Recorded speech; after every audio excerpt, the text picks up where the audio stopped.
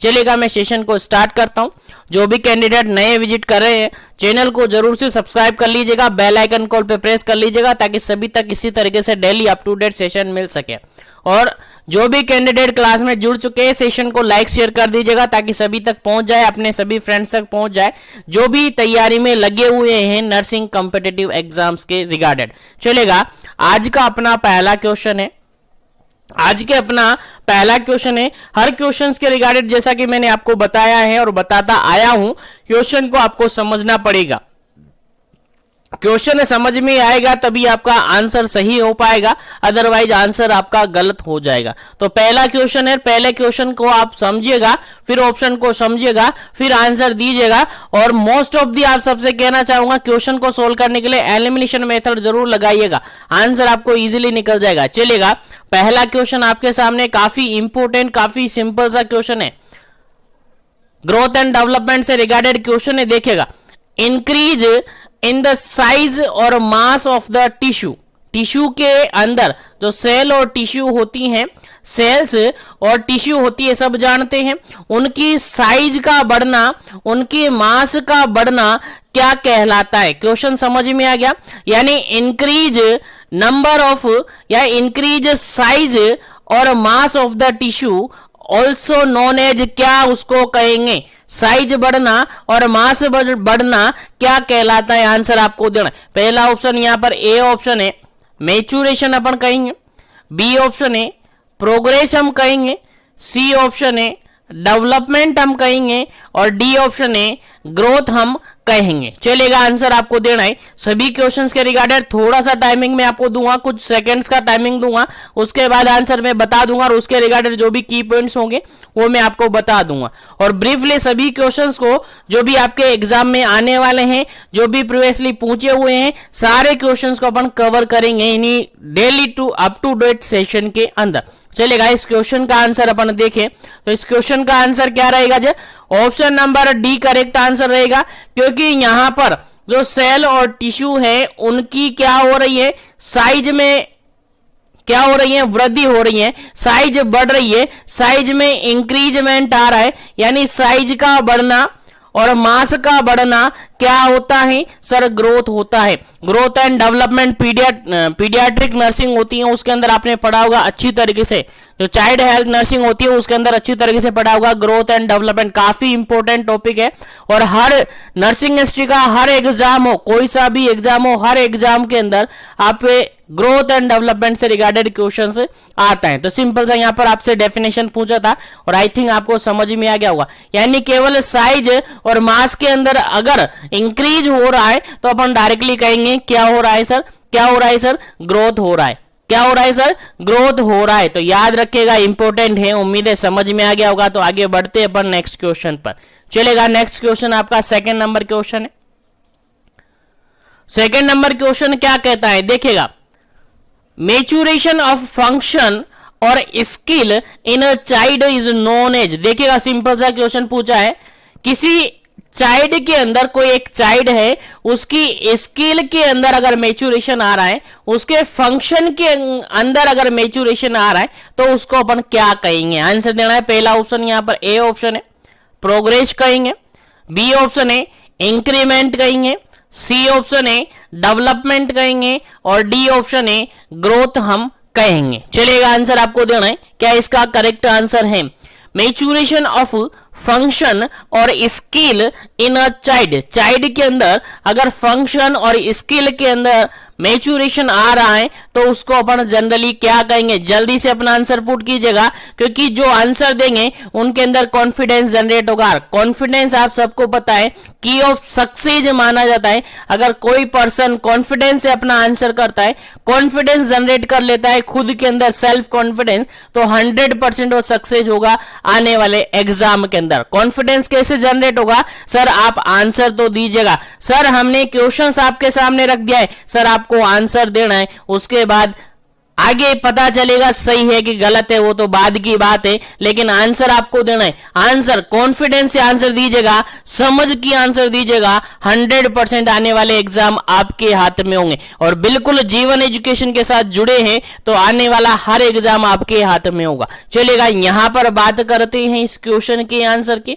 तो सिंपल सी बात है, यहां पर फंक्शन और स्किल के अंदर अगर क्या हो रहा है, मैच्योरेशन हो रहा है, तो स्किल अगर बढ़ रही है, स्किल अगर बढ़ रही है तो डायरेक्टली आपका आंसर जाएगा सर ग्रोथ तो होगा नहीं, क्योंकि ग्रोथ मतलब की होता है सेल और टिश्यू के अंदर क्या होना, सेल और टिश्यू के साइज के अंदर अगर वृद्धि होना, साइज बढ़ना और उसका मास बढ़ना, इसको अपन क्या कहते हैं, यानी हाइट और लेंथ, हाइट और वेट या लेंथ को अपन कहे तो ये बढ़ना क्या होता है, आपका ग्रोथ होता है जी। क्या होता है, ग्रोथ होता है। लेकिन यहां पर क्या बढ़ रहा है, फंक्शन बढ़ रहा है। यहां पर क्या हो रहा है सर, स्किल हो रही, यानी दोनों के अंदर अगर मैच्योरेशन आता है, फंक्शन के अंदर स्किल के अंदर मैच्योरेशन आता है, तो हम कहते हैं सर उसको डेवलपमेंट, सर हम कहते हैं उसको डेवलपमेंट। इसीलिए आपको याद रखना है, ग्रोथ एंड डेवलपमेंट से आपके एग्जाम में 100% क्वेश्चन आएगा, चाहे किसी भी तरीके से आ जाएगा। सभी क्वेश्चन को अपन कवर करेंगे daily up to date sessions के अंदर। तो उम्मीद है यहां तक आपको समझ में आ गया होगा। इस क्वेश्चन का राइट आंसर क्या होगा सर, डेवलपमेंट होगा। ऑप्शन नंबर सी यहां पर करेक्ट आंसर होगा। फंक्शन और स्किल के अंदर अगर मैच्योरेशन हो रहा है तो उसको अपन कहते हैं, क्या कहते हैं, डेवलपमेंट कहते हैं। अब यहीं पर मैं थोड़ा सा डिफरेंस आपको बता दूं ग्रोथ एंड डेवलपमेंट के अंदर, क्योंकि यहां से आपके एग्जाम में क्वेश्चन पूछा जा सकता है। तो याद रखिएगा, सबसे पहले अपना ग्रोथ है, सबसे पहले अपन बात करते हैं ग्रोथ की, उसके बाद अपन बात करेंगे डेवलपमेंट की। किसकी, डेवलपमेंट की अपन बात करेंगे। तो सबसे पहली बात है, सबसे पहला पॉइंट आपको याद रखना है, अगर ग्रोथ है तो साइज के अंदर क्या होगा, साइज के अंदर क्या होगा, वृद्धि होगी। मास के अंदर क्या होगा, वृद्धि होगी। किसके अंदर सर, सेल की साइज और मास के अंदर अगर क्या हो रही है, इंक्रीजमेंट आ रहा है, सेल के नंबर बढ़ रहे हैं, सेल का साइज बढ़ रहा है, तो अपन जनरली उसको कहते हैं सर ग्रोथ। जनरली उसको क्या कहते हैं, ग्रोथ कहते हैं। अगर यही बात अपन डेवलपमेंट के अंदर कहे, यही बात अपन डेवलपमेंट के अंदर कहे तो क्या कहेंगे सर, इंप्रूवमेंट होगा। सर इंप्रूवमेंट होगा या मैच्योरेशन होगा, किसके अंदर होगा सर, किसके अंदर होगा सर, स्किल के अंदर होगा सर। स्किल्स जो होती हैं उसके अंदर मैच्योरेशन आएगा, उनके अंदर इंप्रूवमेंट्स होगा। अब स्किल्स बोले तो सर इंटेलेक्चुअलिटी आ सकती है, क्या आ सकती है सर, इंटेलेक्चुअलिटी आ सकती है सर, एप्टीट्यूड आ सकता है, जो एप्टीट्यूड वाली स्किल्स होती है, या अडेप्टिव स्किल्स अपन कह सकते हैं। क्या सर, अडेप्टिव स्किल्स अपन कह सकते हैं। अगर इनके अंदर इंप्रूवमेंट आ रहा है तो हम कहेंगे सर डेवलपमेंट हुआ है। क्या हुआ है सर, डेवलपमेंट हुआ है। तो दोनों पॉइंट आपको याद रखना है ग्रोथ और डेवलपमेंट के अंदर।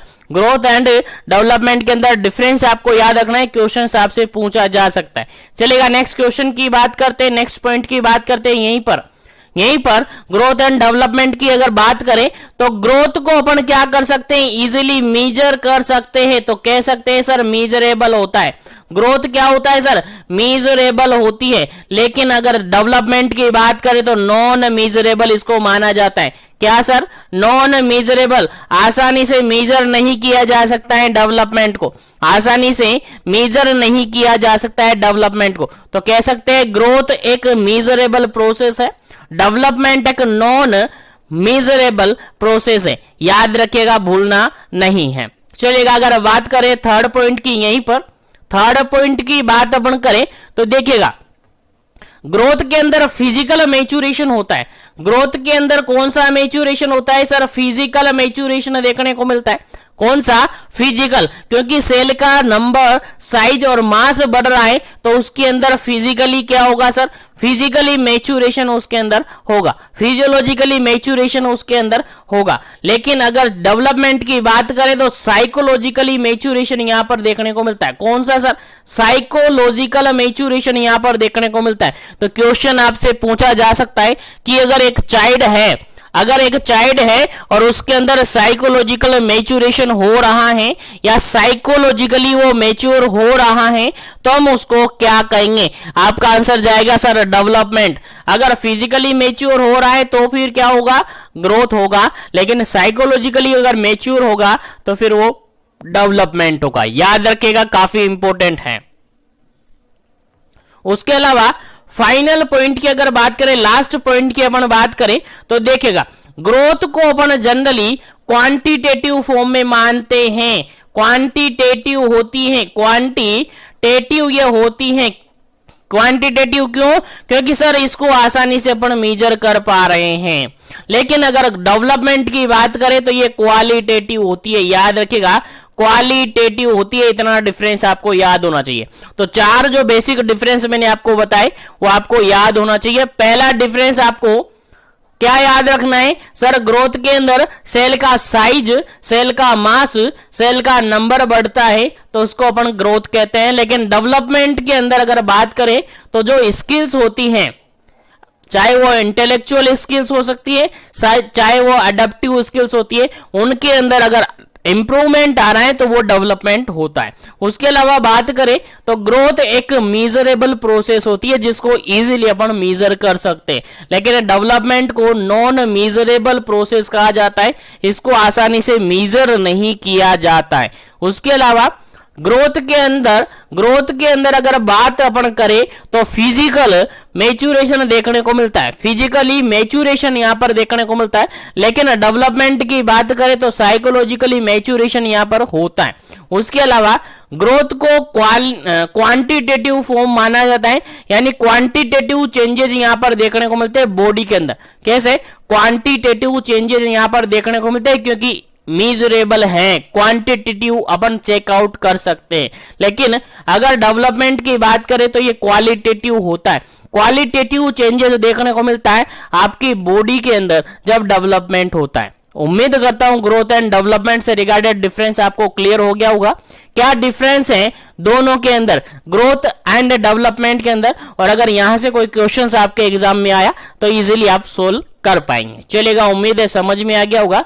तो सेशन में जो भी जुड़े हुए सेशन को ज्यादा ज्यादा लाइक करना है ताकि सभी तक पहुंचे और सभी इस सेशन का बेनिफिट ले सके। चलेगा, नेक्स्ट क्वेश्चन की बात अपन करते हैं। नेक्स्ट क्वेश्चन काफी इजी सा क्वेश्चन आपके सामने है। थर्ड नंबर क्वेश्चन है, क्या कहता है देखिएगा, समझिएगा।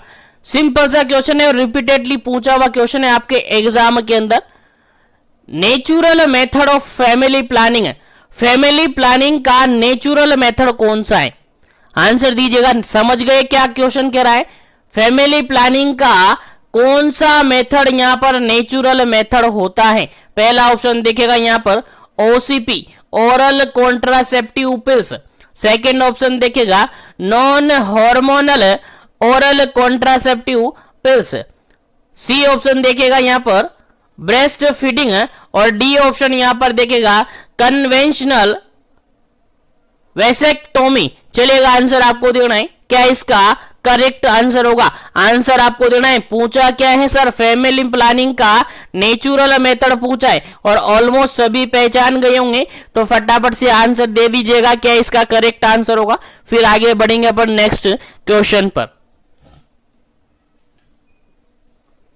चलेगा, जल्दी से कीजिएगा, जल्दी कीजिएगा क्या इसका करेक्ट आंसर होगा, क्योंकि सिंपल सा क्वेश्चन है और आपके एग्जाम में पूछा हुआ क्वेश्चन है। रिपीटेडली ऐसे क्वेश्चन आपके एग्जाम में पूछे जाते हैं। चलेगा, यहां पर बात करें, यहां पर बात अपन करें तो देखेगा नेचुरल मेथड पूछा गया है तो देखेगा OCP oral contraceptive pills natural methods के अंदर नहीं आती हैं, ये भी नहीं आती है। और वैसेक्टोमी आपकी परमानेंट होती है। लेकिन बात अपन करें तो ब्रेस्ट फीडिंग ये आपकी नेचुरल मेथड्स होता है, आपका नेचुरल मेथड्स होता है। आप सबको पता है आफ्टर डिलीवरी बेबी को एक्सक्लूसिव ब्रेस्ट फीडिंग प्रोवाइड की जाती है। कहां तक sir? Exclusive breast feeding provide कितने टाइम तक प्रोवाइड की जाती है? क्वेश्चन आपके एग्जाम में पूछा हुआ है, आपको याद होना चाहिए। सर बेबी को आफ्टर डिलीवरी 6 मंथ तक क्या करनी है सर? ब्रेस्ट फीडिंग प्रोवाइड करनी होती है। ब्रेस्ट फीडिंग प्रोवाइड करनी होती है, यही क्या होती है आपकी एक्सक्लूसिव ब्रेस्ट फीडिंग होती है। और ब्रेस्ट फीडिंग 6 मंथ तक जो जनरली ब्रेस्ट फीडिंग करवाते हैं उस दौरान यहाँ पर प्रेगनेंसी कंसीव नहीं होती है,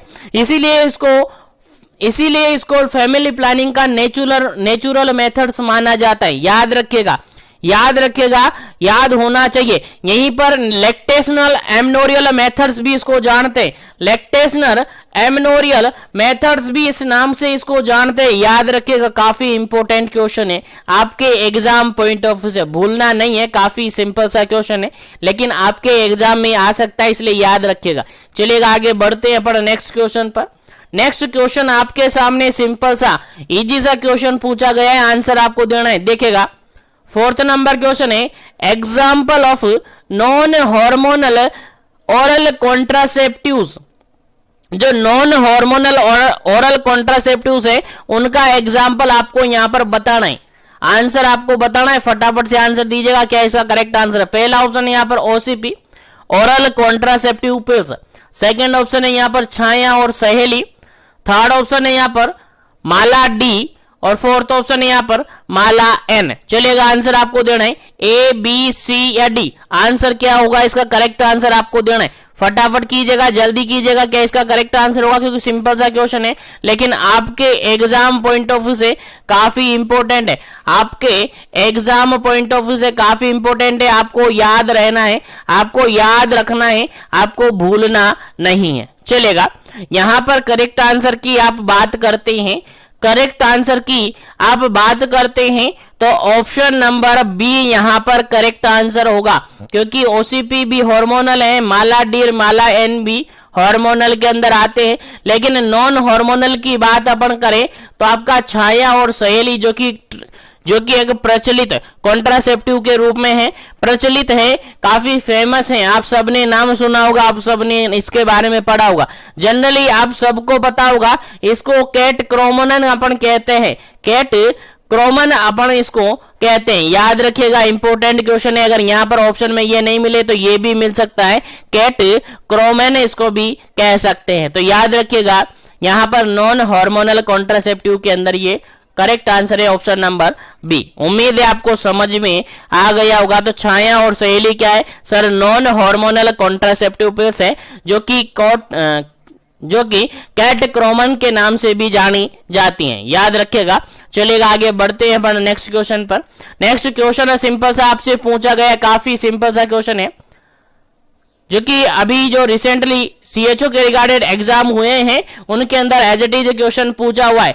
India launch its family planning, first family planning program. देखिएगा क्वेश्चन सिंपल सा पूछा गया है कि इंडिया के अंदर फर्स्ट फैमिली प्लानिंग प्रोग्राम जो है कब लॉन्च किया गया था। अभी रिसेंटली जो सीएचओ के एग्जाम हुए हैं, ट्रेनिंग के एग्जाम हुए हैं, उनके अंदर एज इट इज क्वेश्चन पूछा हुआ है।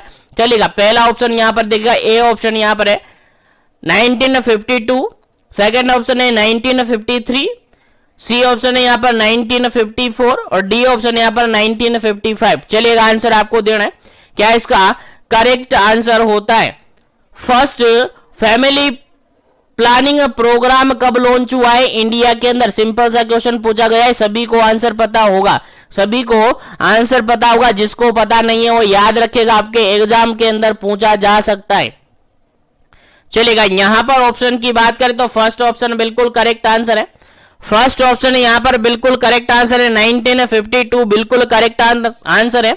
फर्स्ट फैमिली प्लानिंग प्रोग्राम की बात करें इंडिया के अंदर तो 1952 1952 के अंदर 1952 1952 के अंदर लॉन्च किया गया है। याद रखिएगा, इंपॉर्टेंट क्वेश्चन है आपके एग्जाम पॉइंट ऑफ व्यू से। चलिएगा आगे बढ़ते हैं नेक्स्ट क्वेश्चन पर। नेक्स्ट क्वेश्चन सिंपल सा क्या पूछा गया है, काफी इंपॉर्टेंट है और मैं बता दूं आपको, आने वाला हर एग्जाम, नर्सिंग हिस्ट्री का कोई भी ऐसा एग्जाम नहीं है जिसके अंदर फैमिली प्लानिंग से रिगार्डेड क्वेश्चन नहीं आया है। और स्पेशली सीएचओ की बात करें तो 2 से 3 क्वेश्चन हर एग्जाम के अंदर पूछे जाते, 2 से 3 क्वेश्चन हर एग्जाम के अंदर पूछे जाते। तो सभी क्वेश्चन को अपन कवर कर रहे हैं, सभी क्वेश्चन आपको आने चाहिए, काफी इंपॉर्टेंट है। चलेगा, नेक्स्ट क्वेश्चन की बात करें, 6 number question, 2 example of injectable contraceptives. या इंजेक्टेबल कॉन्ट्रासेप्शन। चलेगा, आंसर दीजिएगा कौन सा ऐसा ऑप्शन यहां पर है जहां पर दो एग्जाम्पल दिए गए हैं किसके, इंजेक्टेबल कॉन्ट्रासेप्टिव्स के। इंजेक्टेबल कॉन्ट्रासेप्टिव मेथड है, दो एग्जाम्पल यहां पर आपको बताने कौन सा करेक्ट आंसर है। अकॉर्डिंग टू ऑप्शन आपको आंसर देना। पहला ऑप्शन है DMPA plus NETEN। Second option है सहेली एंड कैटोक्रोमन। थर्ड ऑप्शन है माला डी और माला एन।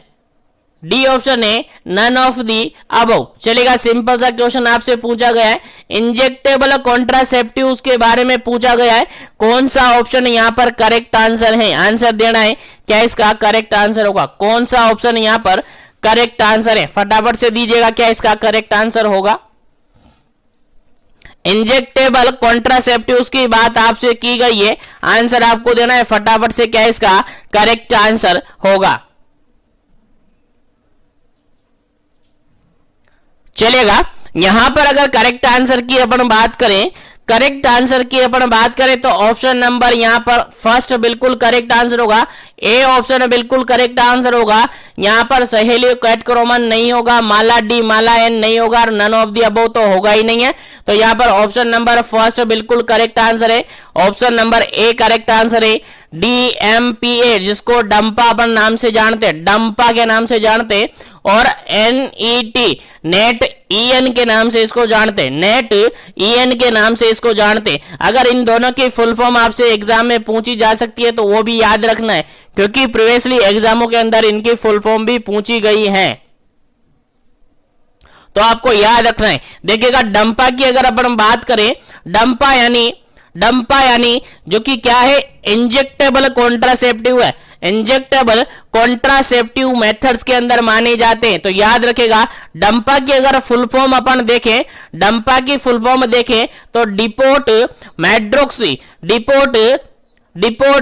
मेड्रोक्सी प्रोजेस्टेरोन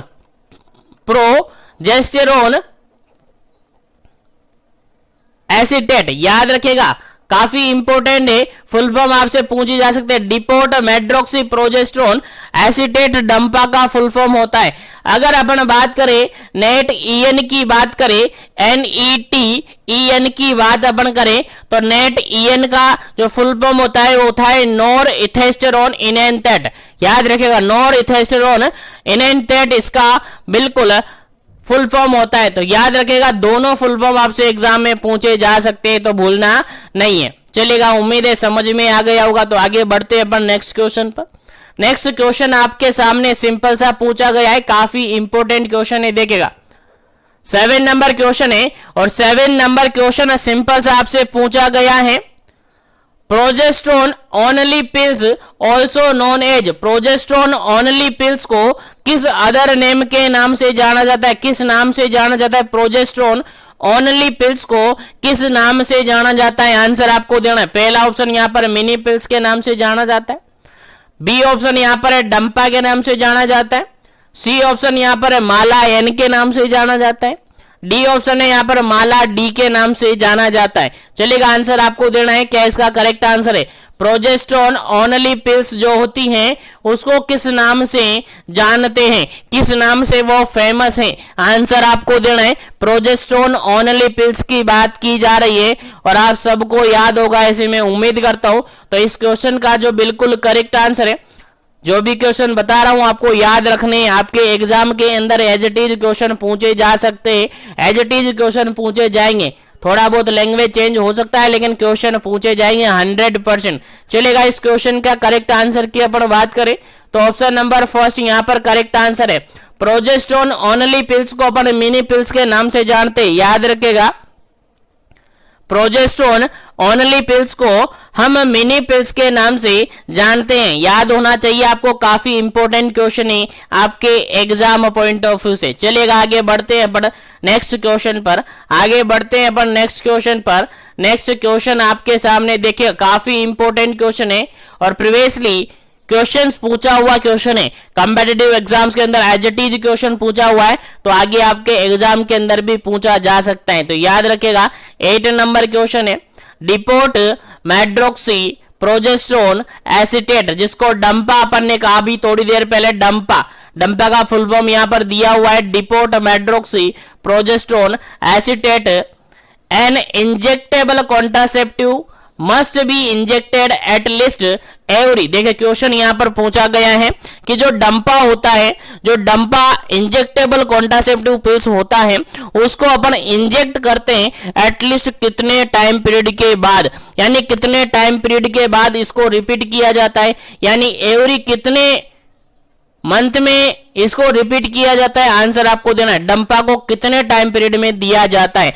आंसर दीजिएगा।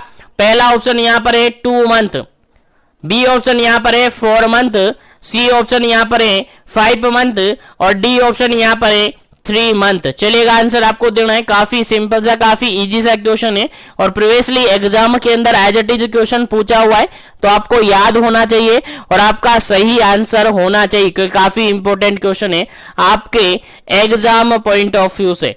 चलेगा, यहां पर अपन बात करें 8 नंबर क्वेश्चन के बिल्कुल करेक्ट आंसर की, 8 नंबर क्वेश्चन के बिल्कुल करेक्ट आंसर की, तो ऑप्शन नंबर यहां पर डी करेक्ट आंसर होगा। ऑप्शन नंबर डी यहां पर करेक्ट आंसर होगा, क्योंकि जो डंपा है उसको एवरी 3 मंथ दिया जाता है, डंपा को एवरी 3 मंथ दिया जाता है। याद रखेगा, डंपा को एवरी 3 मंथ, हर 3 महीने में डंपा का इंजेक्शन दिया जाता है। याद रखेगा, हर 3 महीने में इसको क्या किया जाता है, रिपीट किया जाता है। चलेगा, उम्मीद है समझ में आ गया है। तो आगे बढ़ते हैं अपन नेक्स्ट क्वेश्चन पर।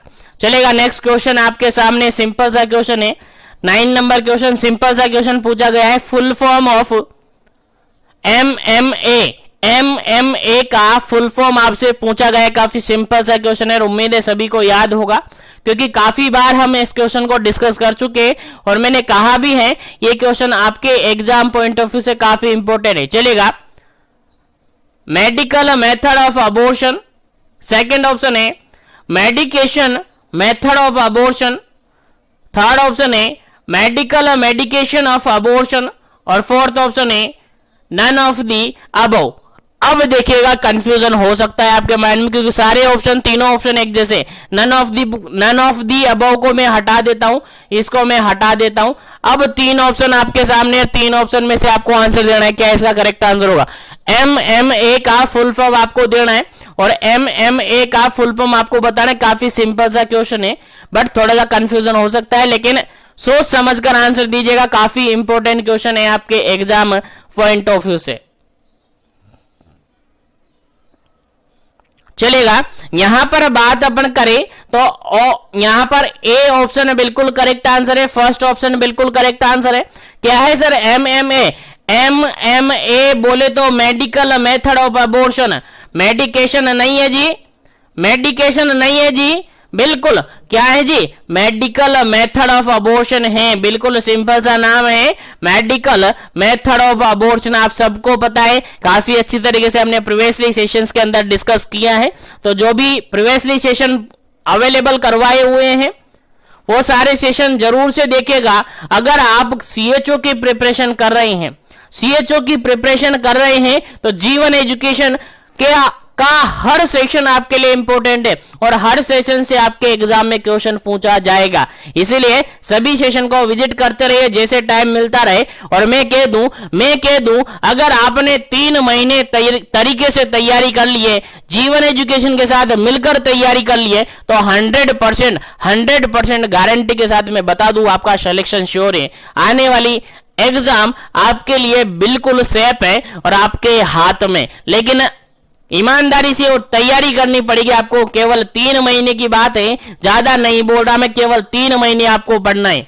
आज से ही स्टार्ट कर दीजिएगा, केवल 3 महीने पढ़ना है। प्रीवियसली जितने भी सेशन है सबको देखना है और daily up to date session आपको अवेलेबल करवाए जा रहे हैं, वो देखना है। सभी मीडियाज पर, सभी लाइक आपने अपने इसी जीवन एजुकेशन के कम्युनिटी सेक्शन में daily up to date 5 question तो अप टू डेट आपको अपडेट करता हूं। 5 क्वेश्चन से आप प्रैक्टिस कीजिएगा। उसके अलावा सेशन आपका चलता है, उसके अलावा आपको टेलीग्राम पर मैं daily up to date questions available करवाता हूं। उसके अलावा इंस्टाग्राम पर अवेलेबल करवाता हूं। उसके अलावा फेसबुक पेज पर भी अवेलेबल करवाता हूं। हर जगह मैं आपके लिए हर जगह मैं आपके लिए क्वेश्चंस अवेलेबल करवा रहा हूं, तो जीवन एजुकेशन के साथ बने रहेगा और कंटिन्यूअसली 3 महीने तक जुड़े रहेगा।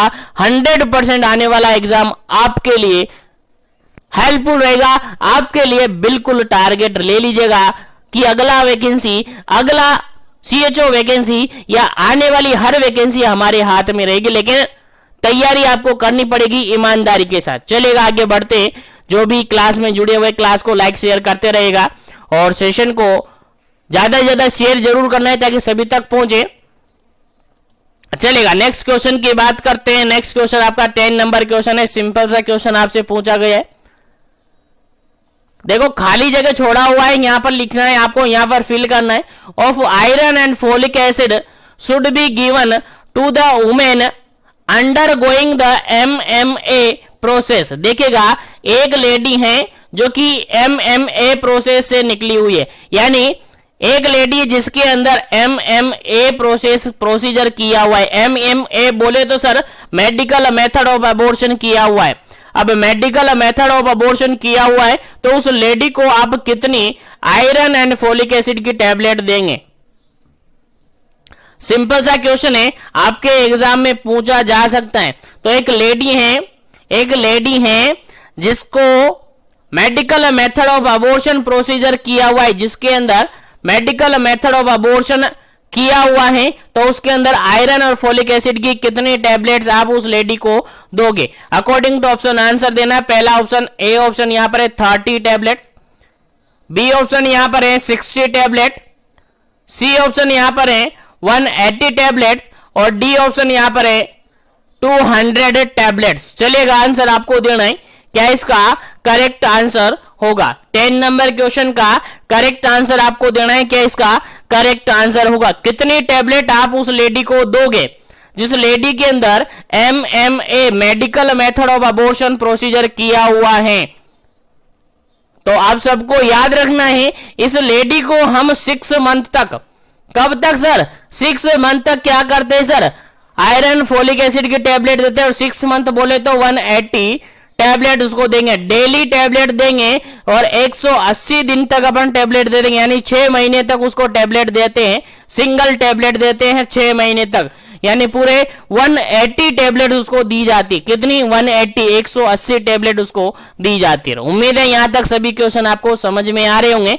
चलिएगा, आगे बढ़ते हैं नेक्स्ट क्वेश्चन पर। नेक्स्ट क्वेश्चन आपके सामने काफी इंपॉर्टेंट है, देखिएगा। 11 नंबर क्वेश्चन क्या कहता है, देखिएगा, समझिएगा। The birth weight of a baby 888। देखिए, सिंपल सा क्वेश्चन यहां पर पूछा गया है कि एक बेबी है जिसका एट बर्थ जो भी वेट था वो अब 3 गुना हो गया है। अब वो 3 गुना हो गया है, तो बताओ कि उस बेबी की एज क्या होगी? सिंपल सा पूछा गया है कि बेबी का जो बर्थ वेट है 3 गुना किस एज में हो जाता है। और आपने अच्छी तरीके से पढ़ा होगा ग्रोथ एंड डेवलपमेंट के अंदर, और मैं बता दूं ग्रोथ एंड डेवलपमेंट से डेफिनेटली आपके एग्जाम में क्वेश्चन आएगा, चाहे वो किसी भी तरीके से कहीं से भी आ जाएगा। सारे क्वेश्चंस आपको कवर करके दे दिए जाएंगे, सारे क्वेश्चंस अवेलेबल करवाए जा रहे हैं, डेली अप टू डेट जुड़े रहिएगा। चलेगा, यहां पर आपसे सिंपल सा क्वेश्चन पूछा गया है कि एक बेबी है जिसका बर्थ वेट कितना था। जनरली बर्थ वेट कितना मानते हैं? पहली बात तो आपको ये याद होना चाहिए, जनरली बर्थ वेट आपको 2.5 kg से लेकर कितना 3.9 kg या 3.0 kg तक अपन जनरली मानते हैं। आप सबको याद होगा, जिसको याद नहीं है वो याद रखिएगा। एवरेज जो बर्थ वेट अपन मानते हैं एक बेबी का, एवरेज बर्थ वेट की बात करें तो 2.5 से लेकर 3.9 kg तक अपन नॉर्मली क्या करते हैं, एक बच्चे के अंदर बर्थ वेट मानते हैं। और अगर एवरेजन की बात अपन करें तो 3 kg अपन जनरली मान लेते हैं। कितना सर? 3 किलो का मान लेते हैं। अगर 2.5 से कम हो जाता है तो उसको LBW अपन कहते हैं। क्या कहते हैं? LBW अपन कहते हैं। पहले इस क्वेश्चन को डिस्कस कर लेते हैं, फिर आगे डिस्कस करेंगे इससे रिगार्डेड। चलेगा, द बर्थ वेट ट्रिपल कब हो जाता है? ट्रिपल कब हो जाता है? तो आंसर दीजिएगा। एवरेज बर्थ वेट मैंने बता दिया कि 3 kg अपन उसका मान लेते हैं। अब ट्रिपल मतलब कि 3 गुना, यानी 3 × 3 यानी कि 9 किलो, 9 kg का वो हो चुका है। तो किस एज के अंदर बेबी 9 kg का हो जाएगा। किस एज के अंदर, अकॉर्डिंग टू ऑप्शन आपको आंसर देना है। चलेगा, पहला ऑप्शन यहां पर 9 मंथ में, सेकेंड ऑप्शन यहां पर 18 मंथ में, थर्ड ऑप्शन यहां पर 15 मंथ में, और फोर्थ ऑप्शन यहां पर 12 मंथ में। चलेगा, आंसर दीजिएगा। ट्रिपल की बात की गई है आपसे, किसकी? ट्रिपल। ट्रिपल वेट कब हो जाता है बेबी का? चलेगा, अगर यहां पर अपन बात करें करेक्ट आंसर की, तो आप सबको पता है एक बेबी का जो बर्थ वेट है वो 3 गुना यानी ट्रिपल हो जाता है 1 ईयर ऑफ एज के अंदर, यानी 12 मंथ के अंदर। 1 ईयर ऑफ एज के अंदर बेबी का जो वेट है 3 टाइम हो जाता है, यानी मल्टीप्लाई करें अपन 3 बार, यानी ट्रिपल हो जाता है। तो याद रखेगा 3 गुना कब हो जाता है सर? 1 साल के अंदर, यानी 1 ईयर के अंदर हो जाता है, यानी कि 12 मंथ के अंदर हो जाता है। तो याद रखिएगा, मैं यहीं पर आपको डाटा बता देता हूं। याद रखिएगा, इस क्वेश्चन का राइट आंसर क्या होगा सर? ऑप्शन नंबर डी होगा, 12 मंथ। कितना होगा सर? 12 मंथ बिल्कुल करेक्ट आंसर होगा इस क्वेश्चन का। चलेगा, अब यहीं पर मैं कुछ डाटा बता देता हूं। चलेगा, नॉर्मल अपन मानते हैं कि बेबी का average birth weight generally 3 kg। कितना मानते हैं सर? 3 kg अपन मान लेते हैं। बाकी नॉर्मली अपन बात करें तो 2.5 से लेकर 3.9 kg तक अपन नॉर्मल मानते हैं, और एवरेज माने तो कितना सर? 3 kg अपन मान लेते हैं। 3 kg 3 किलो का अपन मान लेते हैं एक नॉर्मल बेबी को, ठीक है, एट बर्थ वेट की बात करें। अब अपन बात करें कि बर्थ वेट कैसे कैसे बढ़ता है, कैसे कैसे बढ़ता है, तो आप देखिएगा बर्थ वेट की बात अपन करें, बर्थ वेट की बात अपन करें तो बेबी का मान के चलेगा 3 किलो का बेबी था, तो 5 से लेकर 6 मंथ में जो बेबी है कितना सर? 5 महीने से लेकर 6 महीने तक जो बेबी है उसका वेट कितना हो जाता है सर? डबल हो जाता है। आपको याद रखना है सर, डबल बोले तो सर 3 केजी तो सर उसका बर्थ वेट था, डबल बोले तो सर 6 केजी हो जाता है। कितना सर? 6 केजी उसका बर्थ वेट हो जाता है। याद रखिएगा, डबल कब हो जाता है? काफी बार एग्जाम के अंदर पूछा गया है, आपको याद रखना है। बर्थ वेट डबल कब हो जाता है सर? 5 to 6 मंथ के अंदर। अब ऑप्शन में 5 मिले या 6 मिले, दोनों में से एक ऑप्शन आपको मिलेगा, और दोनों में से कोई सा भी एक ऑप्शन आपको चूज करना है। ना 7 करना है ना 4 करना है, 5 और 6 आपको ऑप्शन में मिल जाएगा, ये आपको वहां पर कर देना है। तो डबल किस एज में होता है सर? 5 से लेकर 6 महीने के अंदर बेबी का वेट क्या हो जाता है सर? डबल हो जाता है। सर आगे बात करें तो 1 ईयर की बात अपन करें, 1 ईयर में बेबी का वेट ट्रिपल हो जाता है। सर बेबी का वेट कितना हो जाता है सर? ट्रिपल हो जाता है, यानी कि 3 गुना बोले तो 3 multiply by 3 is equal to 9 kg baby का वेट हो जाता है। कितना सर? 9 kg हो जाता है। सर आगे बात करें, सर आगे बात करें 2 ईयर के अंदर बेबी का वेट कितना हो जाता है सर? 4 टाइम हो जाता है।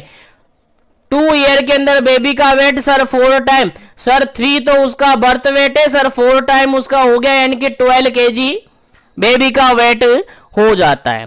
उसके बाद आगे बात करें अपन 3 ईयर की, आगे बात करें 3 ईयर की, तो बेबी का वेट 3 ईयर में हो जाता है आपका 5 टाइम। कितना सर? 3 ईयर में हो जाता है आपका 5 टाइम, यानी 3 तो उसका बर्थ वेट है और 5 टाइम हो जाता है, यानी कि 15 kg हो जाता है सर। कितना सर? सर 15 kg हो जाता है सर, आपको याद रखना है। उसके बाद अपन करें सर 5 ईयर के अंदर, 5 ईयर के अंदर बेबी का जो वेट है वो 6 टाइम हो जाता है सर। कितना सर? 6 टाइम हो जाता है, और 6 टाइम बोले तो अपन कहेंगे 3 kg तो उसका बर्थ वेट है, और 6 टाइम हो जाता है मतलब कि 18 kg उसका बर्थ वेट हो जाता है सर। उसके बाद बात करें 7 ईयर के अंदर, तो 7 ईयर के अंदर बेबी का वेट 7 टाइम हो जाता है सर। कितना सर? 7 टाइम हो जाता है, 7 टाइम बोले तो 3 kg उसका बर्थ वेट, और 7 से मल्टीप्लाई करेंगे तो 21 kg का वेट उसका हो जाता है। और अगर 10 ईयर की बात अपन करें तो 10 ईयर में बेबी का वेट 10 टाइम हो जाता है। कितना सर? 10 टाइम हो जाता है। 3 kg तो उसका बर्थ वेट, और 10 टाइम अपन मल्टीप्लाई करते हैं तो सर 30 kg उसका बर्थ वेट हो जाता है। तो यहां पर हर लाइन आपके एग्जाम में पूछी जा सकती है, ठीक है। और अभी तक जो एग्जाम में पूछी जाती है बार बार, वो या तो डबल पूछी जाती है या ट्रिपल पूछी जाती है। तो हर चीज आपको याद होनी चाहिए। चलेगा, एक बार फिर से मैं रिपीट करवा देता हूं ताकि आपको याद हो जाए। चलेगा, जनरली बेबी का बर्थ वेट अपन मानते हैं सर 2.5 से लेकर 3.9 केजी तक। अगर एवरेज माने तो 3 केजी अपन जनरली मानते हैं, लेकिन अगर एग्जाम के अंदर क्वेश्चन आ जाता है तो इसी रेंज में मानना है। और इसमें से भी ज्यादातर आपको ऑप्शन में दिए जाते हैं सर 2.5 केजी, ज्यादातर ऑप्शन में आपको दिया जाता है, यही आपको आंसर लगाना होता है। अब बात करें कि बेबी का वेट कैसे कैसे बढ़ता है, तो जब बेबी 5 से 6 महीने का होता है, 5 to 6 मंथ का होता है, तो बेबी का वेट क्या हो जाता है सर, डबल हो जाता है। डबल बोले तो अपन नॉर्मल एवरेज मान लिए 3 केजी, तो यहां पर 6 केजी का बेबी हो जाता है। 1 ईयर की बात करें तो सर यहां ट्रिपल हो जाता है, बर्थ वेट का ट्रिपल वेट यहां पर हो जाता है, यानी 9 केजी यहां पर हो जाता है। 2 ईयर की बात करें सर 4 टाइम हो जाता है, सर 4 टाइम बोले तो सर 12 केजी यहां पर हो जाता है। सर 3 ईयर की बात करें तो सर 5 टाइम यहां पर हो जाता है, यानी 15 केजी हो जाता है। उसके अलावा 5 ईयर की बात करें तो 6 टाइम हो जाता है सर, और 18 केजी यहां पर हो जाता है। 7 ईयर की बात करते हो तो 7 टाइम हो जाता है, यानी 21 केजी यहां पर हो जाता है। 10 टाइम की बात करें, 10 ईयर की बात करें तो 10 टाइम हो जाता है, यानी 30 केजी यहां पर बर्थ वेट हो जाता है। तो यहां से आपको याद रखना है, अपने नोटबुक में मेंशन कर लीजिएगा या स्क्रीनशॉट ले लीजिएगा, आपके एग्जाम में डेफिनेटली यहां से क्वेश्चंस पूछा जाता है। तो याद रखिएगा, भूलना नहीं है, काफी इंपॉर्टेंट क्वेश्चन है आपके एग्जाम पॉइंट ऑफ व्यू से। चलेगा, मैं आगे बढ़ता हूं नेक्स्ट क्वेश्चन पर।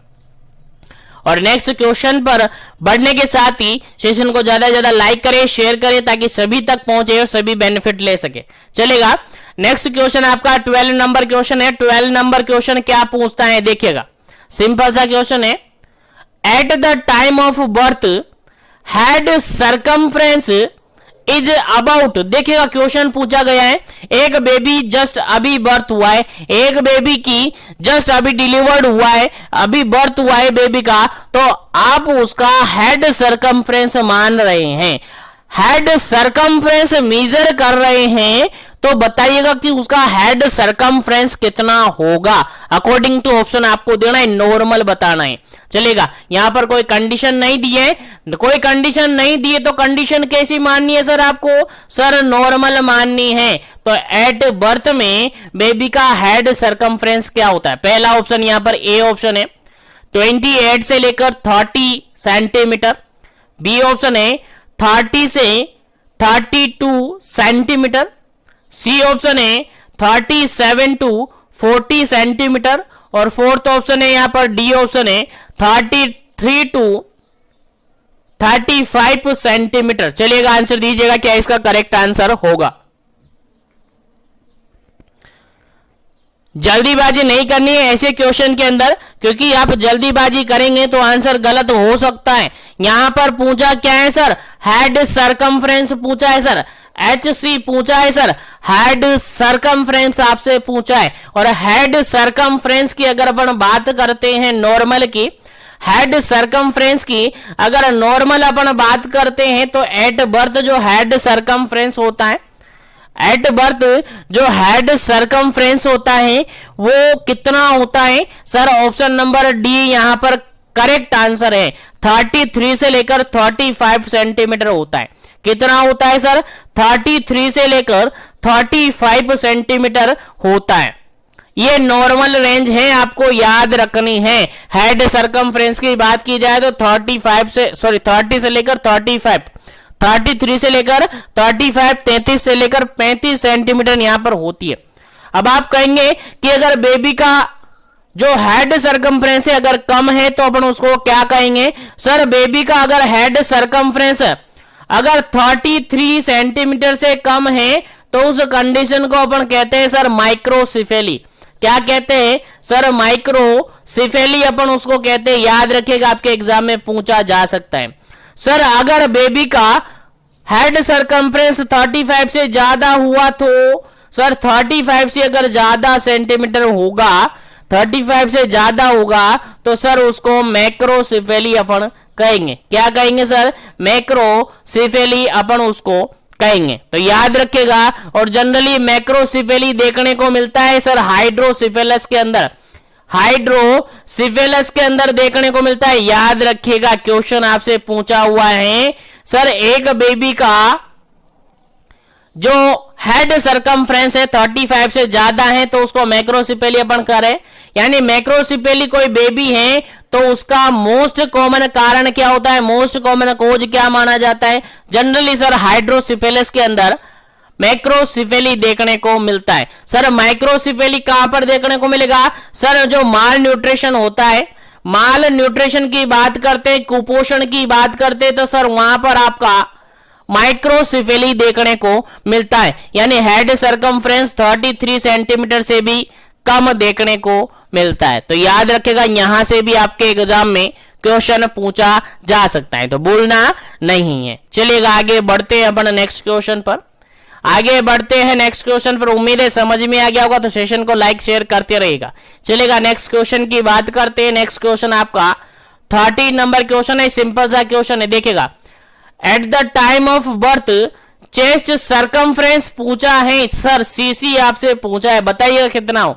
नॉर्मल कंडीशन बताना है सर आपको, नॉर्मल कंडीशन का बताना है सर, ज्यादा नहीं बताना है। नॉर्मल कंडीशन में आपको सीसी पूछा है, यानी चेस्ट सरकमफ्रेंस पूछा है। क्या पूछा है सर? पहले वाले क्वेश्चन में हेड सरकमफ्रेंस पूछा था सर, इस क्वेश्चन में आपका चेस्ट सरकमफ्रेंस पूछा है। तो याद रखिएगा, डिफरेंस आपको याद रखना है। पहला ऑप्शन यहां पर देखेगा 37 से 40 सेंटीमीटर, सेकंड ऑप्शन है 31 से 33 सेंटीमीटर, सी ऑप्शन देखेगा 28 से 30 सेंटीमीटर, और फोर्थ ऑप्शन है यहां पर 33 टू 35 सेंटीमीटर। चलिएगा आंसर दीजिएगा, क्या इसका करेक्ट आंसर होगा? जल्दी से अपना आंसर कमेंट कीजिएगा, क्या इसका करेक्ट आंसर होगा? देखिए क्वेश्चन समझ में आ गया ना? बिल्कुल, क्वेश्चन में ज्यादा कुछ है नहीं, क्वेश्चन सिंपल सा आपसे पूछा गया है chest circumference, at birth baby का चेस्ट सरकमफ्रेंस कितना होता है, आंसर देना है। अकॉर्डिंग टू ऑप्शन आपको आंसर देना है। चलेगा, देखिएगा यहां पर बात अपन करें तो ऑप्शन नंबर यहां पर बी बिल्कुल करेक्ट आंसर है। ऑप्शन नंबर बी बिल्कुल करेक्ट आंसर है। 31 से लेकर 33 सेंटीमीटर अपन इसको नॉर्मल मानते हैं, और चेस्ट सरकमफ्रेंस कितना होता है सर? 30 से लेकर 33 तक माना जाता है, 30 से लेकर 33 माना जाता है। या फिर यहां पर प्रायोरिटी की बात करें तो एक ऑप्शन आपके यहां पर दिया हुआ नहीं है, आपका जो हेड सरकमफ्रेंस होता है उससे 3 सेंटीमीटर लेस देन होता है, लेस देन 3 सेंटीमीटर किससे सर? हेड सरकमफ्रेंस है। जो हेड सरकमफ्रेंस होता है उससे 3 सेंटीमीटर कम होता है आपका चेस्ट सरकमफ्रेंस। याद रखिएगा, काफी इंपॉर्टेंट क्वेश्चन है। यानी हेड सरकमफ्रेंस सर अभी थोड़ी देर पहले अपन ने क्या देखा था सर? हेड सरकमफ्रेंस थोड़ी देर पहले अपन ने देखा था कि सर 33 से लेकर 35 सेंटीमीटर ये देखने को मिलता है, तो इससे लेस देन 3 सेंटीमीटर कम आपको देखने को मिलेगा। हेड सरकमफ्रेंस है, चेस्ट सरकमफ्रेंस कम होता है। याद रखिएगा कितना सर? 3 सेंटीमीटर का डिफरेंस होता है, तो यहां पर 3 सेंटीमीटर कम देखने को मिलेगा, और जनरली यहां 30 से लेकर 33 देखने को मिलता है। तो अकॉर्डिंग टू क्वेश्चन और अकॉर्डिंग टू ऑप्शन आपका ऑप्शन नंबर बी बिल्कुल करेक्ट आंसर है। अकॉर्डिंग टू ऑप्शन आपका बी करेक्ट आंसर है। याद रखिएगा, इंपॉर्टेंट क्वेश्चन है आपके एग्जाम पॉइंट ऑफ व्यू से। चलिएगा आगे बढ़ते हैं नेक्स्ट क्वेश्चन पर। नेक्स्ट क्वेश्चन आपके लिए काफी इंपॉर्टेंट है, देखिएगा 40 नंबर क्वेश्चन है, at which age normally eruption of teeth start in the baby? Baby के अंदर जो टीथ हैं जनरली किस एज के अंदर इरप्ट होने लगते हैं? इरप्ट होने लगते हैं मतलब कि निकलने लगते हैं। तो आंसर बताएगा नॉर्मली किस एज के अंदर बेबी के अंदर टीथ निकलना स्टार्ट हो जाते हैं, इरप्ट होना स्टार्ट हो जाते हैं। आंसर दीजिएगा क्या इसका करेक्ट आंसर है according to option. Correct answer आपको देना है, पहला ऑप्शन यहां पर है 12 to 14 मंथ, सेकेंड ऑप्शन है 5 to 6 मंथ, थर्ड ऑप्शन है यहां पर 6 to 8 मंथ और डी ऑप्शन यहां पर है 8 to 10 मंथ। चलेगा आंसर आपको देना है क्या इसका करेक्ट आंसर है। एक नॉर्मल बेबी के अंदर, नॉर्मली कंडीशन के अंदर जो बेबी है उसके टीथ कब इरप्ट होना स्टार्ट हो जाते हैं, यानी टीथ का इरप्शन यानी निकलना स्टार्ट हो जाता है। उम्मीद है सभी को याद होगा, तो फटाफट से आंसर दे दीजिएगा क्या इसका करेक्ट आंसर होगा।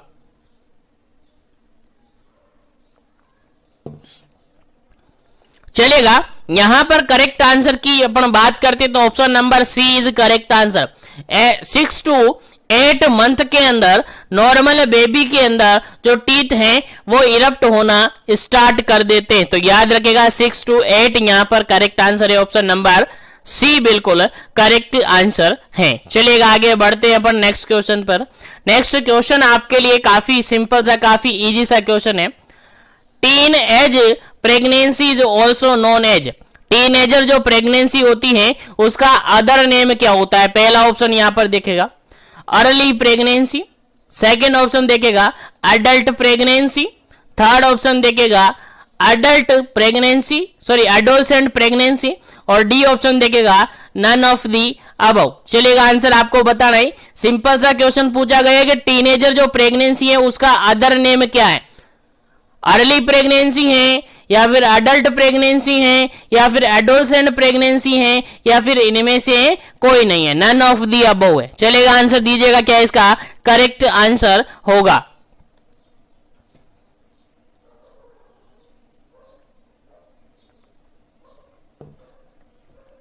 चलेगा यहां पर करेक्ट आंसर की अपन बात करें, करेक्ट आंसर की बात करें तो ऑप्शन नंबर सी यहां पर करेक्ट आंसर होगा।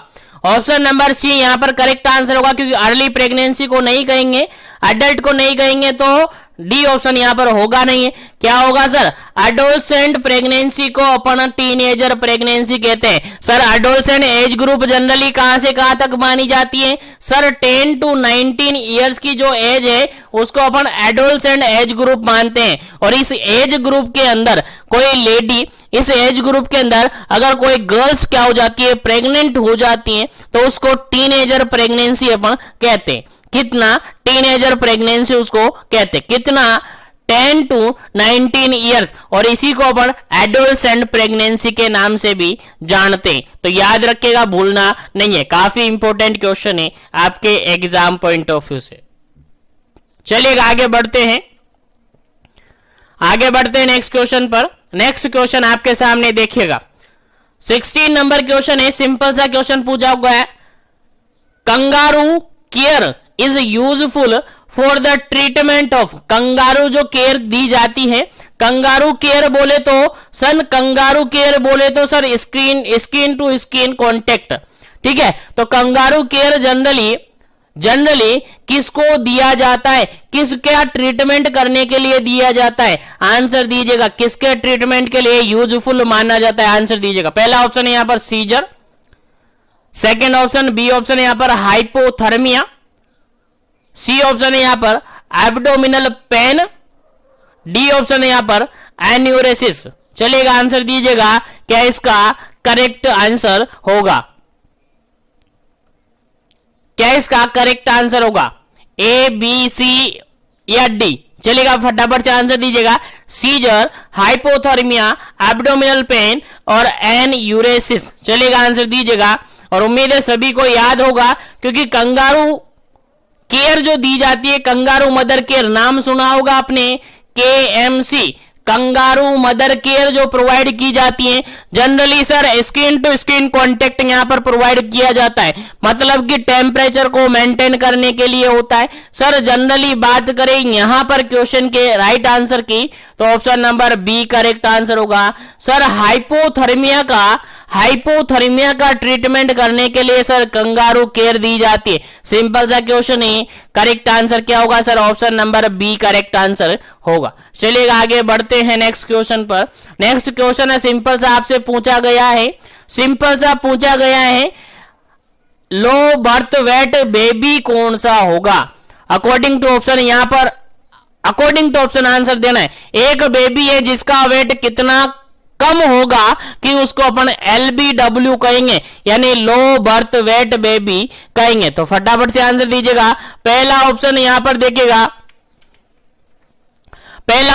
देखिएगा, वेट लेस देन 4000 ग्राम। सेकेंड ऑप्शन देखिएगा, बी ऑप्शन देखिएगा, वेट लेस देन 3500 ग्राम। और सी ऑप्शन देखिएगा वेट 3000 ग्राम। और डी ऑप्शन देखिएगा वेट 2500 ग्राम। चलिएगा आंसर दीजिएगा। सारी वैल्यूज के यहां पर क्या है? ग्राम के अंदर है, तो ग्राम में ही आपको आंसर देना है। फटाफट से आंसर दीजिएगा, क्या इसका करेक्ट आंसर होगा। अगर केजी की बात करें तो सर यहां पर 4 केजी है, यहां पर 3.5 केजी है, यहां पर 3 केजी है और यहां पर 2.5 केजी है। अब लगाइएगा आंसर अपना कि बर्थ वेट कितना कम हो जाएगा कि उसको LBW अपन कहते हैं। और जनरली मैंने सबको अभी थोड़ी देर पहले आपसे कहा था कि सर नॉर्मल जो वेट अपन मानते हैं बेबी का वो 2.5 से लेकर 3.9 केजी मानते हैं। नॉर्मली यही रेंज मैंने बताया था। और मैंने अभी थोड़ी देर पहले यह भी कहा था कि सर 2.5 केजी से अगर कम हो जाता है वेट तो उसको अपन कहते हैं सर LBW। क्या कहते हैं सर? LBW। यानी कि इसके अकॉर्डिंग तो आपका करेक्ट आंसर क्या होगा sir? Option number D correct answer होगा। सर क्या आंसर होगा correct answer? Option number D होगा। अगर बेबी का वेट बर्थ वेट अगर 2.5 केजी से या फिर 2500 ग्राम से कम है तो उसको अपन LBW बेबी कहेंगे, यानी लो बर्थ वेट बेबी कहेंगे। तो याद रखिएगा, इंपॉर्टेंट क्वेश्चन है आपके एग्जाम पॉइंट ऑफ व्यू से। चलेगा यहीं पर कुछ क्वेश्चंस मैं आपको बता देता हूं जो कि आपके एग्जाम के लिए काफी हेल्पफुल रहेंगे। चलेगा सबसे पहले बात करते हैं अपन नॉर्मल वेट की। सबसे पहले बात करते हैं नॉर्मल वेट की, जो कि मैंने बार बार बता दिया। नॉर्मल वेट की अगर बात करते हैं कि बेबी का एट बर्थ की बात अपन कर रहे हैं, किसकी सर? एट बर्थ की बात अपन कर रहे हैं। तो नॉर्मल वेट होता है सर 2.5 केजी से लेकर 3.9 केजी तक। और अगर एवरेज की बात अपन करें तो सर ये होता है 3.0 यानी 3 केजी नॉर्मल एवरेज वेट माना जाता है कि बेबी का एट बर्थ के टाइमिंग में। याद रखिएगा। उसके बाद बर्थ होने के बाद फर्स्ट वीक में जैसे ही बेबी का बर्थ हुआ, क्या हुआ सर? बेबी का बर्थ हुआ और बर्थ होने के फर्स्ट वीक के अंदर बेबी के अंदर क्या हो जाता है सर? 10% बेबी का जो बॉडी वेट होता है, 10% बेबी का बॉडी वेट होता है, वो क्या होता है? हो जाता है सर लॉस हो जाता है। क्या सर? लॉस हो जाता है। यानी जैसे ही बेबी का बर्थ हुआ उसके फर्स्ट वीक के अंदर बेबी का 10% यानी 10% वेट क्या होता है सर? लॉस होता है। लॉस क्यों होता है सर? लॉस इसलिए होता है सर क्योंकि सर उस कंडीशन में बेबी की किडनी क्या है सर? इमेच्योर होती है। बेबी की कंडीशन, इस कंडीशन में बेबी की जो किडनी होती है सर इमेच्योर होती है। और इमेच्योर होने के कारण से बेबी का 10% वेट, जितना बेबी का वेट है उसका 10% वेट, अप्रोक्सीमेटली 10% वेट क्या हो जाता है सर? लॉस हो जाता है। सर लॉस हो जाता है तो क्या वापस से रीगेन नहीं होता है क्या? सर वापस से रीगेन हो जाता है ये 10% वेट। यानी रीगेन कब होता है सर? आपसे क्वेश्चन पूछा जा सकता है, सर जो वेट लॉस हुआ है वो रीगेन कब होता है? सर आपका आंसर जाएगा सर नेक्स्ट 1 to 2 वीक के अंदर। 1 to 2 वीक के अंदर ये वापस से रीगेन हो जाता है। जो वेट लॉस हुआ था वो वापस से नेक्स्ट 1 to 2 वीक के अंदर, अगर प्रायोरिटी की बात करें तो नेक्स्ट वीक के अंदर, नेक्स्ट 1 वीक के अंदर वापस से रीगेन हो जाता है लॉस हुआ वेट। तो जनरली यहां से क्वेश्चन आपसे पूछा हुआ है कि एक बेबी है, एट बर्थ उसका वेट कितना था, 3 kg था। अब 10 मतलब नेक्स्ट वीक के अंदर उसका कितना परसेंट वेट क्या होगा, लॉस होगा। सर आपका आंसर क्या जाएगा सर, 10% वेट जो होता है लॉस हो जाता है। सर वापस रीगेन कब होगा, सर नेक्स्ट वीक के अंदर, नेक्स्ट वीक के अंदर 1 to 2 वीक के अंदर उसका जो लॉस हुआ वेट है वापस से रीगेन हो जाता है। तो याद रखिएगा, सिंपल सा क्वेश्चन है, इंपॉर्टेंट क्वेश्चन है, आपको याद होना चाहिए। अब देखिएगा एलबीडब्ल्यू की बात अपन कर रहे हैं, लो बर्थ वेट बेबी की बात अपन करें, अपन ने क्या कहा सर 2.5 से अगर 2.5 kg से अगर कम वेट हो जाता है तो उसको एलबीडब्ल्यू बेबी अपन कहेंगे। लेकिन अगर बेबी का वेट 1.5 kg से भी कम है, अगर एलबीडब्ल्यू बेबी एट बर्थ की बात चल रही है, किसकी सर, एट बर्थ बेबी की वेट की बात चल रही है, अगर एट बर्थ बेबी का वेट 2.5 kg से कम है तो उसको एलबीडब्ल्यू कहते हैं। लेकिन अगर बेबी का वेट 1.5 से भी कम है तो सर उसको क्या कहेंगे, सर उसको वेरी एलबीडब्ल्यू अपन कहेंगे, वेरी लो बर्थ वेट अपन उसको कहेंगे। सर अगर उसका वेट, अगर सर उसका वेट 1 kg से भी कम है तो क्या कहेंगे, सर उसका वेट अगर 1 kg से भी कम है तो उसको एक्सट्रीम एलबीडब्ल्यू कहेंगे। क्या कहेंगे सर, एक्सट्रीम एलबीडब्ल्यू अपन कहेंगे। तो याद रखिएगा, यहां से भी आपसे क्वेश्चंस पूछा जा सकता है आपके एग्जाम के अंदर, इसलिए आपको याद रखना है। तो काफी इंपॉर्टेंट क्वेश्चन है, यहां से आपके एग्जाम में क्वेश्चन पुटअप हो सकता है। चलिएगा आगे बढ़ते हैं नेक्स्ट क्वेश्चन पर। नेक्स्ट क्वेश्चन आपके सामने सिंपल सा क्वेश्चन पूछा गया है।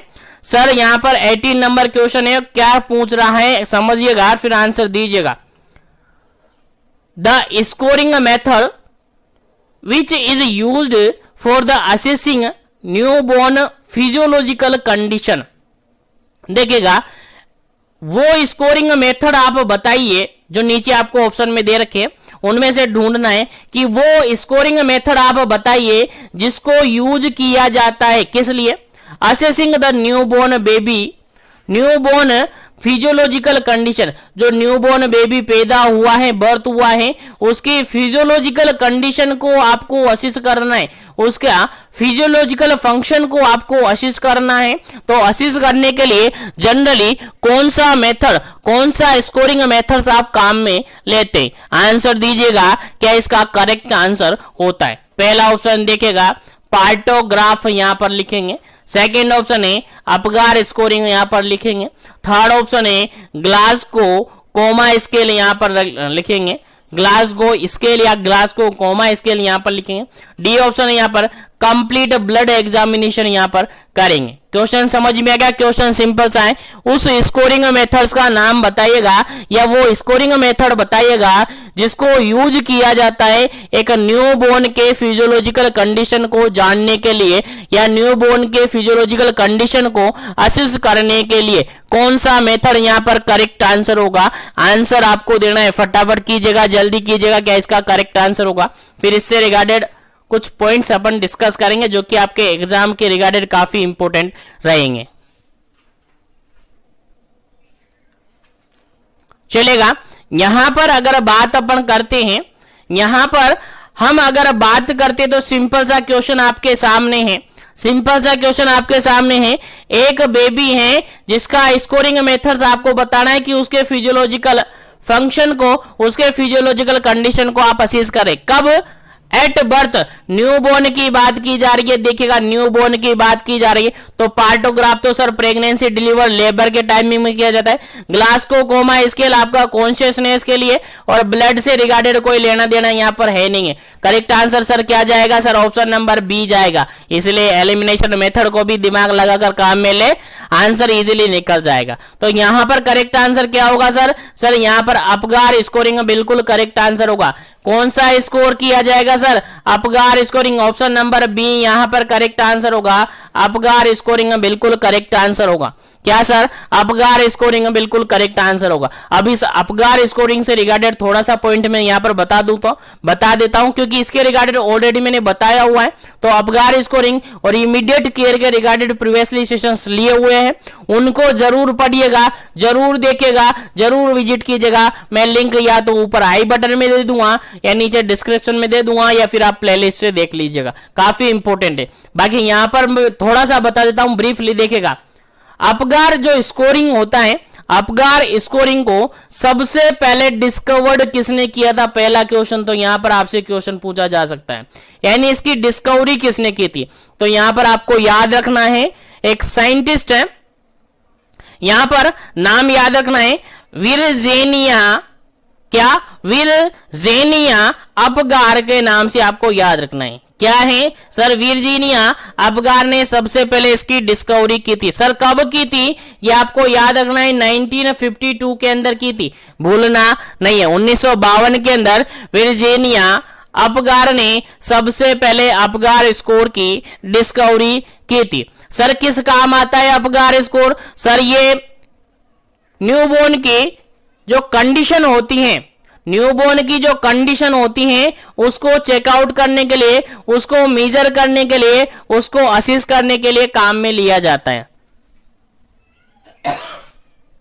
ठीक है, उसके बाद आगे अपन बात करें सर अपगार के अंदर क्या क्या, सर जो अपगार स्कोरिंग अपन करते हैं उसके अंदर कौन कौन से बॉडी सिस्टम शामिल किए गए? अपगार स्कोरिंग के अंदर कौन कौन से बॉडी सिस्टम शामिल किए गए?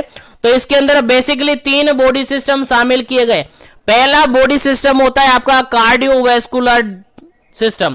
कार्डियोवैस्कुलर सिस्टम सबसे पहले इसके अंदर शामिल किया गया है। उसके बाद दूसरा सिस्टम आपका रेस्पिरेटरी सिस्टम इसके अंदर असिस्ट किया जाता है।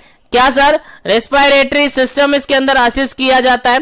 उसके अलावा थर्ड जो सिस्टम होता है वो नर्वस सिस्टम इसके अंदर असिस्ट किया जाता है। तो 3 बॉडी सिस्टम यहां पर असिस्ट किए जाते हैं अपगार स्कोरिंग के अंदर। 3 बॉडी सिस्टम यहां पर असिस्ट किए जाते हैं। कौन कौन से सर? सर पहला cardiovascular system, second respiratory system, third nervous system यहां पर या न्यूरोलॉजिकल सिस्टम यहां पर शामिल किया जाता है। और तीनों सिस्टम को यहां पर क्या किया जाता है सर? असिस्ट किया जाता है। ठीक है, और कंप्लीटली मैंने अवेलेबल करवा रखा है इसके लिए सेशन, तो उस सेशन को जरूर से विजिट कीजिएगा ताकि इससे रिगार्डेड कंप्लीट जानकारी आपको वहां से मिल सके। चलेगा, आगे बढ़ते हैं अपन नेक्स्ट क्वेश्चन पर, और इसके रिगार्डेड स्कोरिंग की अगर अपन बात करें, चलिए स्कोर भी मैं आपको बता देता हूं। जनरली यहां पर जो स्कोर होता है वो अलग अलग होता है। देखिएगा अलग अलग स्कोर, मतलब यहां पर मैक्सिमम स्कोर होता है, यहां पर मैक्सिमम स्कोर होता है सर 10, यानी अगर 8 to 10 तक का रेंज में अगर स्कोर बन रहा है तो वो बेबी कैसा है सर? नॉर्मल बेबी है। नॉर्मल बेबी है, उसकी कंडीशन कैसी है सर? नॉर्मल है और गुड कंडीशन है। कौन सी सर? गुड कंडीशन उसकी है। अगर बेबी का स्कोर आ रहा है 4 से लेकर 7 तक, 4 से लेकर 7 आ रहा है, तो फिर कंडीशन कैसी है सर? उसकी माइल्ड कंडीशन है। कौन सी कंडीशन है सर? माइल्ड कंडीशन है। और ऐसी कंडीशन को अपन कहेंगे सर फेयर कंडीशन है। कौन सी कंडीशन सर? Fair condition. और ऐसी कंडीशन में क्या कर सकते हैं?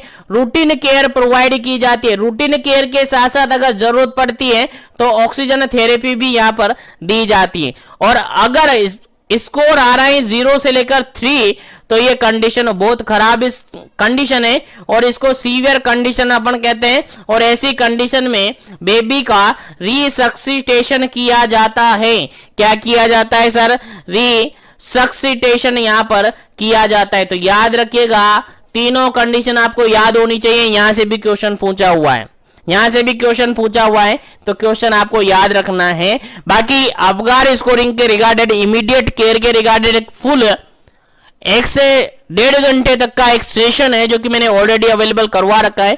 उसको मैं आपको डिस्क्रिप्शन बॉक्स में दे दूंगा, उसको देख लीजिएगा। आपको इससे रिगार्डेड सारे जो भी अपडेट है सब कुछ हो जाएगा। सारी जानकारी मैंने उसके अंदर काफी अच्छी तरीके से ट्रिक वाइज समझा रखी है, इजीली वो आपको समझ में आ जाएगी। तो उसको जरूर से फुलफिल कीजिएगा, जरूर से देखिएगा। चलिएगा आगे बढ़ जाते हैं पर नेक्स्ट क्वेश्चन पर, उम्मीद करता हूं यहां तक सब कुछ आपको समझ में आ रहा होगा। तो सेशन को ज्यादा से ज्यादा लाइक करना है, ज्यादा से ज्यादा शेयर करना है ताकि सभी तक पहुंचे। और चैनल पर पहली बार आप विजिट कर रहे तो चैनल को जरूर से सब्सक्राइब करना है ताकि इसी तरीके से कंटिन्यू सेशन आपको मिलते रहे। चलेगा, नेक्स्ट क्वेश्चन की बात करते हैं अपन। नेक्स्ट क्वेश्चन आपके सामने 19 नंबर क्वेश्चन है। देखिए सिंपल सा क्वेश्चन है, काफी इंपॉर्टेंट क्वेश्चन है, स्टार बना लीजिएगा, आपके एग्जाम में पूछा जा सकता है क्योंकि नर्सिंग हिस्ट्री के हर एग्जाम के अंदर ये पूछा हुआ है। नर्सिंग हिस्ट्री के एम्स तक के एग्जाम के अंदर ये क्वेश्चन पूछा हुआ है, सेंट्रल लेवल की हर वैकेंसी के अंदर ये पूछा हुआ है। काफी इंपॉर्टेंट क्वेश्चन है और रिपीटेडली पूछा जाता है और आपके एग्जाम की पॉइंट ऑफ व्यू से तो 100% इंपॉर्टेंट है, तो याद रखेगा। देखिए rice water stool, rice water stool यानी राइस सूप जो वाटर होता है उसके जैसा अगर स्टूल आ रहा है तो किसका कैरेक्टर है, किसका फीचर है, आंसर देना है। पहला ऑप्शन है एंटेरिक फीवर का है, सेकंड ऑप्शन है डिप्थीरिया का है, थर्ड ऑप्शन है मीजल्स का है और फोर्थ ऑप्शन है कोलेरा का है। उम्मीद करता हूं सभी को याद है और सभी का सही होगा और उम्मीद करता हूं आगे भी आपको याद रहेगा और आपके एग्जाम में अगर आया तो गलत नहीं करना है, कंफ्यूजन बिल्कुल नहीं होना है, आंसर सही करना है क्योंकि काफी रिपीटेडली क्वेश्चन पूछा हुआ है, काफी इंपॉर्टेंट क्वेश्चन पूछा हुआ है, काफी इंपॉर्टेंट क्वेश्चन है। चलेगा, सिंपल सा क्वेश्चन है। इस क्वेश्चन का राइट आंसर अगर अपन देखें तो ऑप्शन नंबर यहां पर डी करेक्ट आंसर है। कोलेरा का क्लिनिकल फीचर होता है राइस वाटर स्टूल, याद रखिएगा, सिंपल सा क्वेश्चन है। चलेगा, आगे बढ़ते हैं नेक्स्ट क्वेश्चन पर। नेक्स्ट क्वेश्चन आपके सामने काफी सिंपल सा क्वेश्चन है, फुल फॉर्म पूछा है केवल आईसीडीएस का। चलेगा, what is the full form of ICDS?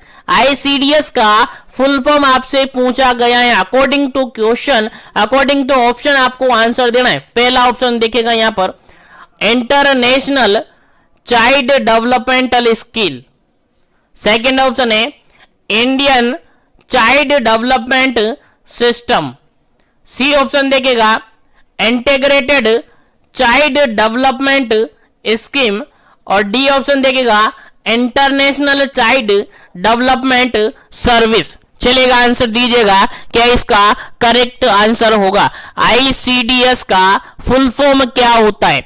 ICDS का फुल फॉर्म क्या होता है? और आप सबको पता है आईसीडीएस क्या है सर? एक स्कीम है सर, एक स्कीम है। अकॉर्डिंग टू ऑप्शन अगर बात करें तो ऑप्शन नंबर सी यहां पर करेक्ट आंसर होगा। ऑप्शन नंबर सी यहां पर करेक्ट आंसर होगा। ठीक है, देखिएगा दोनों इंटरनेशनल लिखा हुआ है, इंटरनेशनल तो ये होता नहीं। इंडियन की बात करें तो इंडियन से ये होता नहीं है। क्या होता है sir? Integrated child developmental scheme होती है, इंटीग्रेटेड चाइल्ड डेवलपमेंट स्कीम होती है। तो आईसीडीएस का फुल फॉर्म क्या होता है सर? आईसीडीएस का फुल फॉर्म होता है इंटीग्रेटेड चाइल्ड डेवलपमेंट स्कीम होती है। तो उम्मीद करते हैं क्वेश्चन समझ में आ गया होगा और आज के जितने भी क्वेश्चन अपन ने डिस्कस किए सारे क्वेश्चन आपको समझ में आए होंगे और आज के सेशन को अपन यहीं पर फिनिश करेंगे।